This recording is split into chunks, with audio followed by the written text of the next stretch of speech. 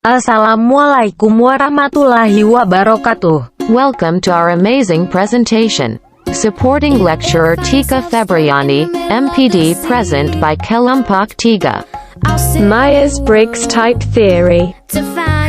Sejarah perkembangan Myers-Briggs Type Theory. Teori type Myers-Briggs telah menjadi sangat populer dengan konselor Carter karena banyak yang menemukan bahwa itu berlaku untuk pekerjaan mereka dengan klien. Teori type Myers-Briggs adalah teori psikologi yang didasarkan pada karya Carl Gustav Jung dan diadaptasikan oleh Catherine Bright pada tahun 1920-an. Karena perkembangan tipologi Myers-Briggs tidak biasa, akan sangat membantu untuk menjelaskan asal-usulnya secara singkat. Tujuan Myers-Briggs Theory untuk menempatkan sistem tipe Myers-Briggs dalam konteks pengembangan karir akan sangat membantu untuk menganggapnya sebagai teori sifat dan faktor. Dalam konteks itu, tipologi Myers-Briggs dapat dilihat sebagai teori kepribadian. Konselor yang menggunakan teori Myers-Briggs dalam membantu klien dengan pilihan karir menggunakan teori Myers-Briggs sebagai teori kepribadian. Jarang jika pernah teori Myers-Briggs digunakan tanpa penilaian bakat, prestasi, atau minat juga. Tentu saja, skor di Myers-Briggs dapat digunakan dengan teori lain selain sifat dan faktor. Cara mempersepsi teori Myers-Briggs. Dua cara persepsi yang kontras adalah penginderaan dan intuisi. Penginderaan mengacu pada mengambil informasi dengan menggunakan proses visual dan pendengar bersama dengan bau, rasa, dan sentuhan. Sebaliknya, intuisi berkaitan dengan penggunaan ketidaksadaran. Sebuah konsep yang sangat penting dalam teori Jung itu adalah keyakinan Jung dimasukkan ke dalam teori Myers-Briggs bahwa preferensi untuk persepsi konsep Myers-Briggs lainnya adalah bawaan tidak dipelajari melalui interaksi dengan lingkungan. Orang yang lebih suka merasakan, lebih suka mengamati, terutama melalui perhatian, penglihatan, dan sentuhan. Fokus mereka adalah pada peristiwa yang terjadi segera di sekitar mereka. Ada dua jenis penilaian pemikiran dan perasaan. Setelah mengamati suatu peristiwa, individu cenderung bertindak dalam satu cara, berpikir atau merasa. Berpikir mengacu pada menganalisis dan bersikap objektif tentang ide atau peristiwa yang diamati. Perasaan adalah reaksi subjektif, sering sekali berkaitan dengan nilai-nilai diri sendiri.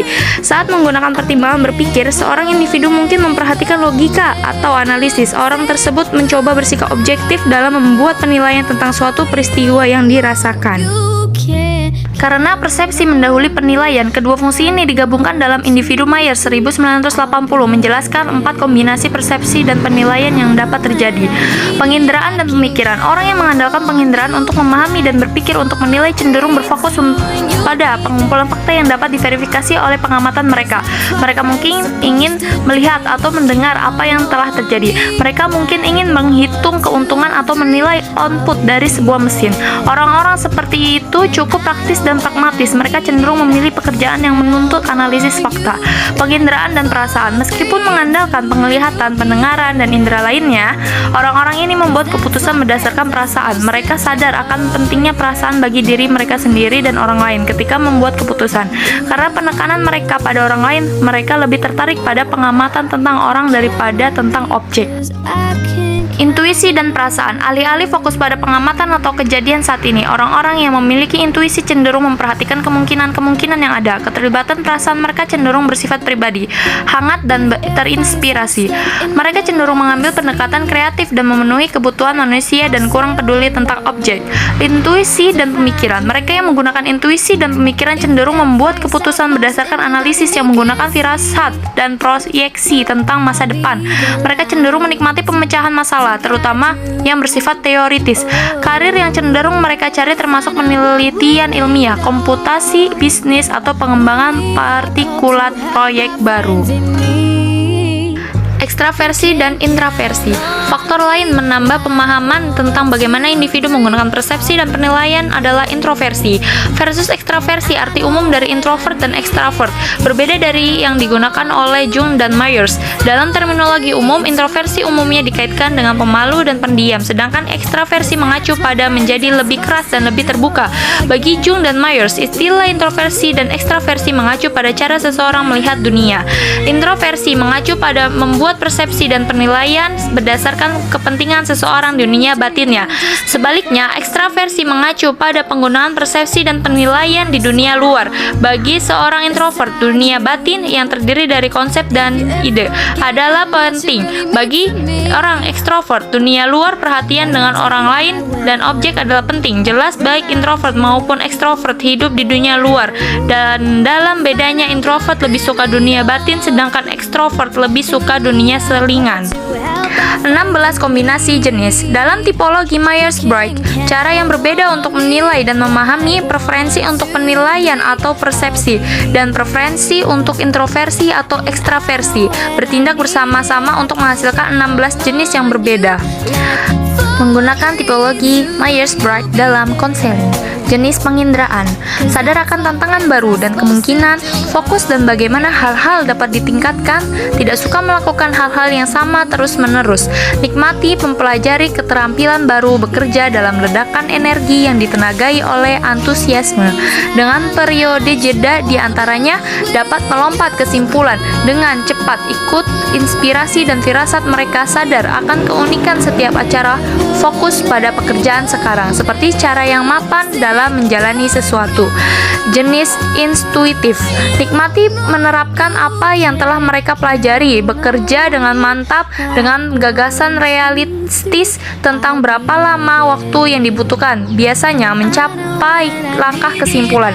Demi langkah tidak sering terinspirasi dan mungkin tidak mempercayai inspirasi ketika mereka berhati-hati dengan fakta, mungkin pandai dalam pekerjaan yang tepat dapat menyederhanakan tugas. Menerima kenyataan saat ini sebagai sesuatu yang diberikan untuk kerjakan. Jenis perasaan. Suka keselarasan dan akan bekerja mewujudkannya. Merespon nilai orang sebanyak pikiran mereka, pandai melihat efek pilihan pada orang, perlu sesekali dipuji, cenderung simpatik, tidak suka memberitahui orang, tidak menyenangkan hal-hal, nikmati menyenangkan orang-orang, tertarik pada orang di balik pekerjaan atau gagasan, pandai menempatkan sesuatu dalam urutan yang logis. Jenis berpikir. Merespon lebih banyak ide orang daripada perasaan mereka, mengantisipasi atau memprediksi hasil logis dari pilihan perlu diperlukan dengan adil, cenderung tegas dan tangguh. Berpikiran, mampu menegur atau memecat orang ketika diperlukan, dapat melukai perasaan orang tanpa menyadarinya, memiliki bakat untuk menganalisis suatu masalah atau situasi. Tipe penilaian. Tidak keberatan menilai sesuatu perubahan menit terakhir, beradaptasi dengan baik terhadap perubahan situasi, mungkin memiliki kesulitan membuat keputusan, merasa seperti tidak pernah memiliki informasi, bekerja paling baik ketika mereka dapat merencanakan pekerjaan mereka dan mengikuti rencana, suka mendapatkan sesuatu diselesaikan dan selesai, mungkin memutuskan sesuatu terlalu cepat, mungkin tidak suka mengganggu proyek yang sedang mereka kerjakan, untuk lebih mendesak mungkin memulai terlalu banyak proyek dan sulit menyelesaikannya. Tipe perseptif. Hanya menginginkan hal-hal penting yang diperlukan untuk memulai pekerjaan mereka, jadwalkan proyek sehingga setiap langkah selesai tepat waktu, gunakan daftar sebagai agenda tindakan, selesaikan banyak hal pada menit terakhir. Di bawah ini tekanan tenggat waktu, gunakan daftar sebagai pengingat semua hal mereka harus melakukan suatu hari pendidikan masa depannya. Konseling penyesuaian karir. Konselor mungkin merasa terbantu untuk mengembangkan komponen yang lebih lemah dari persepsi dan penilaian individu. Misalnya, seseorang yang tipe Myers-Briggs adalah INTP, menggunakan penginderaan dan perasaan lebih jarang daripada intuisi dan pemikiran. Myers dari M.C. Cawley 1985 P65 menyarankan bahwa seseorang konselor harus bekerja pada satu proses pada satu waktu, misalnya bekerja pada penilaian tetapi tidak persepsi dan penilaiannya pada waktu yang sama. Selanjutnya, pekerjaan harus sadar dan terarah, dan konselor tidak boleh membiarkan pekerjaan yang mengalami kesulitan. Dalam pekerjaan mereka seringkali merasa terbantu untuk memanfaatkan fungsi-fungsi yang bukan merupakan bagian yang kuat dari kepribadian individu. Kemarahan yang lebih lemah ini disebut fungsi tertiary, dan inferior. Mereka dijelaskan secara lebih ringkas dalam publikasi lainnya, seperti Myers dan MC Cowley 1985 dan Schemo dan Borbleri 1982. Peran informasi kerja dari sudut pandang pengembang karir, teori tipe Myers-Briggs dapat dipahami sebagai jenis yang cocok dari teori sifat dan faktor menggunakan indikator type Myers-Briggs untuk sistem konseptualnya. Konselor dapat mencocokkan tipe Myers-Briggs klien dengan tipe pekerjaan Myers-Briggs. Dalam manual mereka, Myers dan MC Cowley memberikan contoh seorang konselor yang memberikan informasi pekerjaan kepada klien berdasarkan Orida mungkin akan menemukan lebih banyak orang yang memiliki mirip yang sama dengan Anda. Dalam eksperimen, tipe Myers-Briggs dapat bekerja dalam karir tertentu. Orang-orang dengan tipe Myers-Briggs berbeda yang menikmati pekerjaan yang sama cenderung mendekati pekerjaan mereka dengan cara yang memungkinkan mereka untuk mengekspresikan tipe mereka. Dalam manual mereka, Myers dan MC Cowley berhati-hati untuk menggambarkan keuntungan dari sudut pandang yang berbeda dari berbagai jenis Myers-Briggs dalam karir tertentu. Peran pengujian. Indikator tipe Myers-Briggs dan teori tipologi Myers-Briggs sangat erat kaitannya dengan catch lainnya. Bahkan konselor yang sangat akrab dengan teori Myers-Briggs jarang menggunakan teori dengan klien tanpa administrasi. Teori tipe Myers-Briggs yang membahas indikator tipe Myers lebih dari teori lain yang dibahas dalam buku ini. Inventaris terkait erat dengan proses konseptualisasi yang digunakan konselor dengan klien, karena indikator tipe Myers-Briggs merupakan bagian penting dari teori tipe Myers-Briggs. Diskusi penelitian tentang indikator tipe Myers-Briggs serta kuis terhadapnya disajikan, pembaca akan menemukan bahwa presentasi dalam bab ini tidak cukup untuk memungkinkan mereka menggunakan indikator tipe Myers-Briggs dalam konselor karya.